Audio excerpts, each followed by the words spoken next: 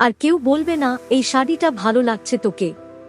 মানতে পারছি না, মা আমার পাশে নেই পুজোয়। মহালয়ায় মায়ের শূন্যতায় কাঁদছেন ঋতুপর্ণা সেনগুপ্ত।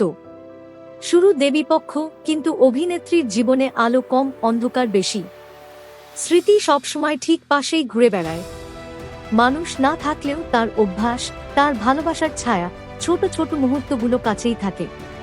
দুর্গাপুজোর সময় যেন কাছের মানুষগুলোর এই অনুপস্থিতিই যেন আরও বেশি করে টের পাওয়া যায়। বিশেষ করে দেবীপক্ষের সূচনায়, যেখানে পিতৃপুরুষদের জল দানের মাধ্যমে হয়। এই বছর ঠিক তেমনটাই শূন্যতা অনুভব করছেন ঋতুপর্ণা সেনগুপ্ত। মানে এই বাস্তবতাকে মেনে নেওয়া সহজ নয় তার কাছে। চারিদিকে ঢাকার আওয়াজ, আগমনী গান, আলোয় ঢেকে গেছে যতদূর চোখ যায়।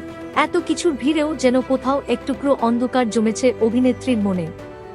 ঋতুপর্ণার কাছে এতদিন ধরে পুজো মানেই ছিল বাড়ির সকলে মিলে খাওয়া দাওয়া, হাসি ঠাট্টা, ঠাকুর দেখা, আর সবকিছুর কেন্দ্রে থাকতেন মা। সব কাজের ব্যস্ততার মধ্যেও পুজোর 4টে দিন আলাদা করে সময় দিতেন অভিনেত্রী।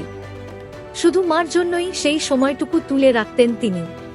প্রতিবার মায়ের একটাই প্রশ্ন থাকত, কবে আসবি? এই ছোট্ট প্রশ্নটাই এখন যেন গলার কাঁটা হয়ে রয়ে গিয়েছে তাঁর।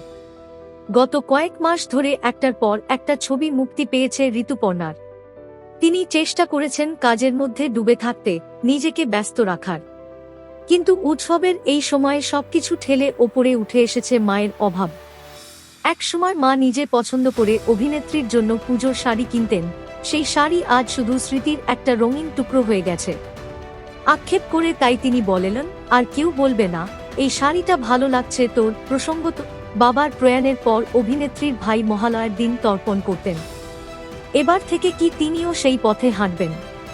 প্রশ্নের উত্তরে তিনি বলেন, এখনো ঠিক মেনে নিতে পারছেন না যে মা নেই। সেই তর্পণ শব্দটাও যেন তাঁকে ব্যথা দিচ্ছে। সময় হয়তো একদিন সেই জায়গায় নিয়ে যাবে, কিন্তু এখনই তা সম্ভব নয় বলেই মনে করছেন ঋতুপর্ণা। এখন মায়ের স্মৃতি আঁকড়ে প্রতিদিন কাটছে তাঁর, আর সে কারণেই এবার পুজোটা তিনি বিদেশেই কাটাতে চাইছেন, অন্য পরিবেশে, অন্য রকমের এক শান্তিতে। ঋতুপর্ণা একজন জনপ্রিয় অভিনেত্রী, কিন্তু তার থেকেও বড় কথা তিনি একজন মেয়ে, একজন মায়ের মেয়ে। যে কোনো কাজের ব্যস্ততা মায়ের অভাব পূরণ করতে পারে না।